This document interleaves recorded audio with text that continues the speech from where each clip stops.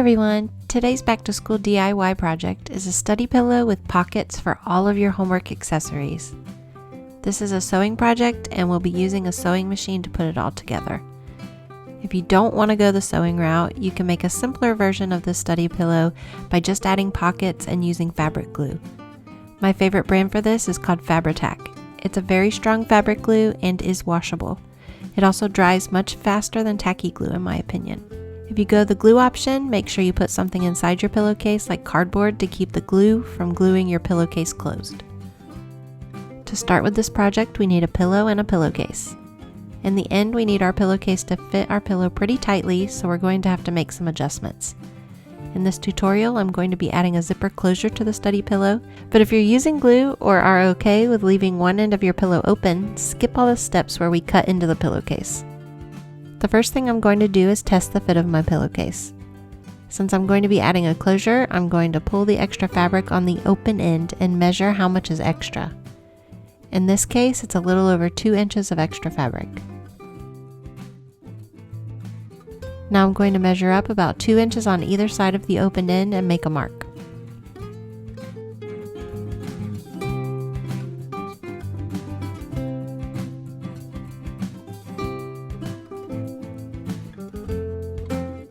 Now I'll connect those marks so I know where to cut.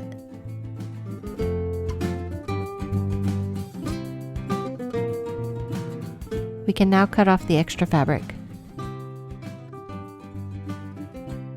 I'm going to set this strip of fabric aside because I'm going to use it later to make a handle for the pillow.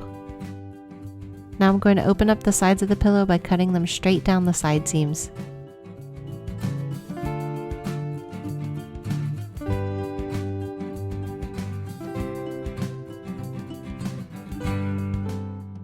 For the next step, I'm going to make the handle fabric. Only make this handle if you're going to be sewing, skip it if you're gluing. I'm going to cut a 6 to 8 inch piece of fabric from the scrap we trimmed off. The fabric of the pillowcase at the end was double layered, so I'm going to trim off the area where there are stitches. Then I'm going to unfold it and turn it wrong side out and then refold. Now we'll sew straight across the raw edges to make a new seam.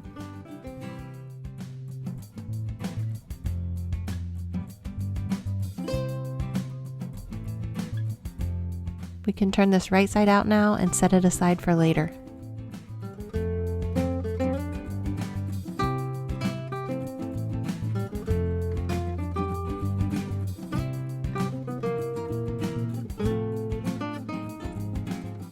Next, I'm going to lay out my pillowcase and arrange the items I want to make pockets for. On my pillow, I want it to fit my computer, my phone, pencils, and a notebook. Here are the measurements for my pockets. For the computer, you need a piece of fabric that is 10 inches by 15 inches. For the notebook, you need fabric that's 9 inches by 12.5 inches. The phone is 7 by 5 inches, and the pencils are 8 inches by 4.5 inches. If you're using different items, you can measure the dimensions and then add an extra inch to your total for both length and width for seam allowance. Here are the fabrics I've chosen for the pockets.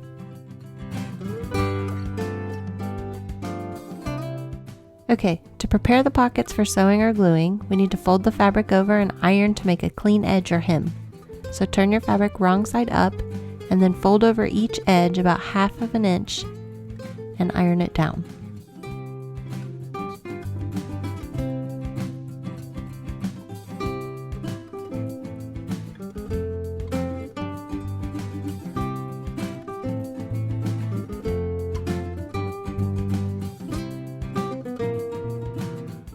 Repeat this process for each pocket you are making.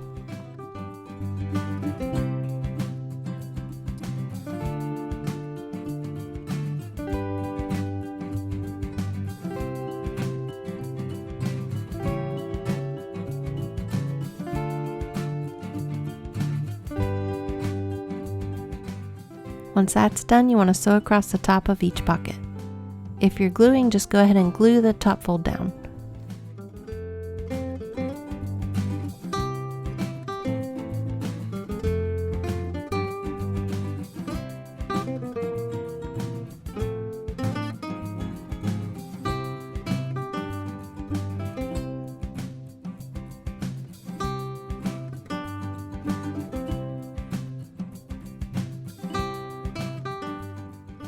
Now we're going to arrange and pin our pockets to the front of our pillowcase. I didn't do this, but I recommend unfolding the case so you don't accidentally pin through both layers of your pillowcase. Arrange the pockets how you like them and make sure your raw edges are folded under, and then pin them in place.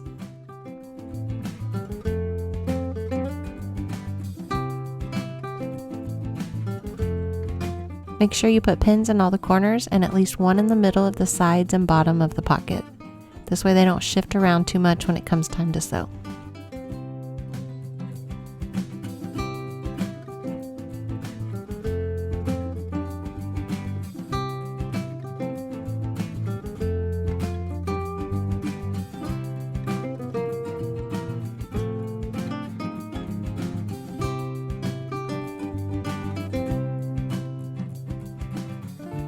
If you're gluing, you can go ahead and glue your pockets down and you're all done.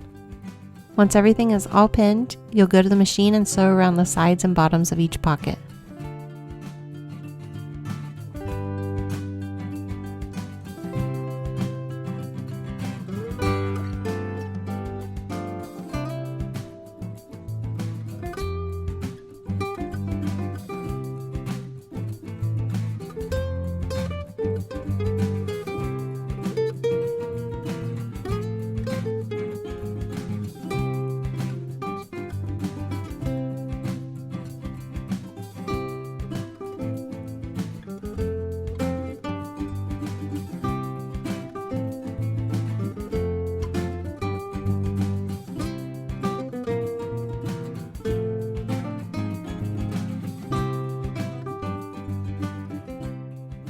Now that the pockets are sewn, we can work on the closure.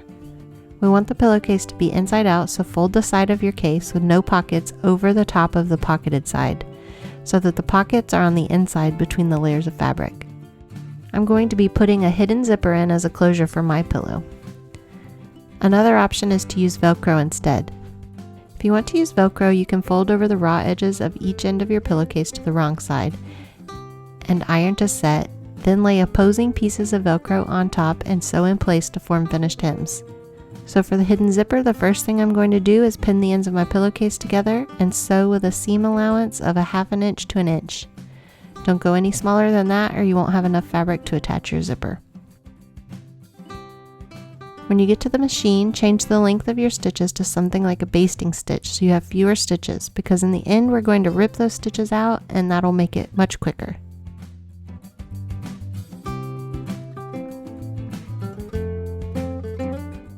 Now we want to fold open the hem and press it down.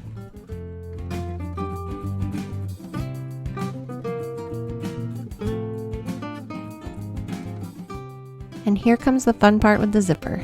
We want to lay the zipper right side down so that the pull and the teeth are laying against the fabric right on top of the line of stitching we just did. Pin down both sides of the fabric edging of the zipper. You'll be sewing this down onto the raw edges of the hem we just made. Make sure to pin only through the top layer of your pillowcase and not all the way through. We don't want to sew through both sides of the pillowcase.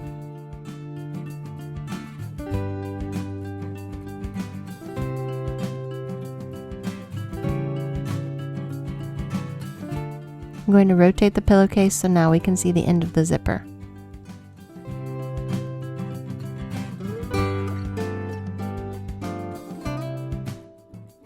My zipper is much longer than the pillowcase, so we want to sew a line straight across the zipper to form a new stopping point for our zipper pull, so we don't end up losing the pull inside the pillowcase. Now sew down both sides of the zipper and across the bottom. Make sure your needle is staying just in the fabric edging and not sewing where the teeth of the zipper are. If that happens, your zipper will be unable to open and close.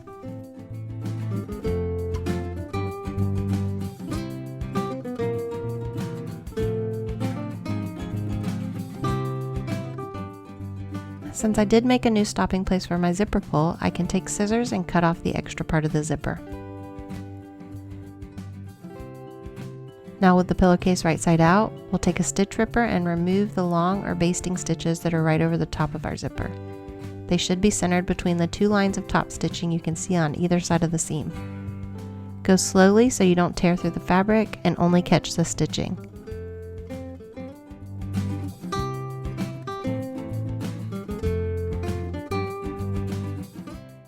Once done, test the zipper and make sure it opens and closes okay. If it doesn't, you have some stitching somewhere it shouldn't be, and you'll need to rip those out and repair any holes in your seams. Now we can work on closing up the top and bottom of the pillowcase. Turn the pillowcase so it is wrong side out. Most importantly, make sure your zipper is half down, otherwise you will have a sealed pillowcase and no way to open it.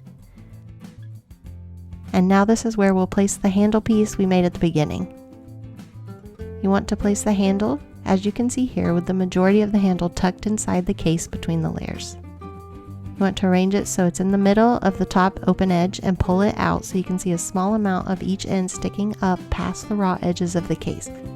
Now pin everything together on both top and bottom.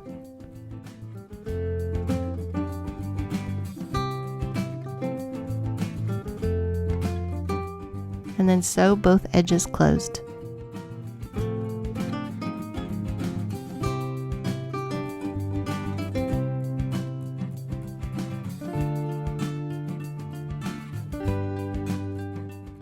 Now we have a finished study pillow. I'm going to add one last finishing touch and add my niece's name to this pillow using an iron-on transfer and an iron.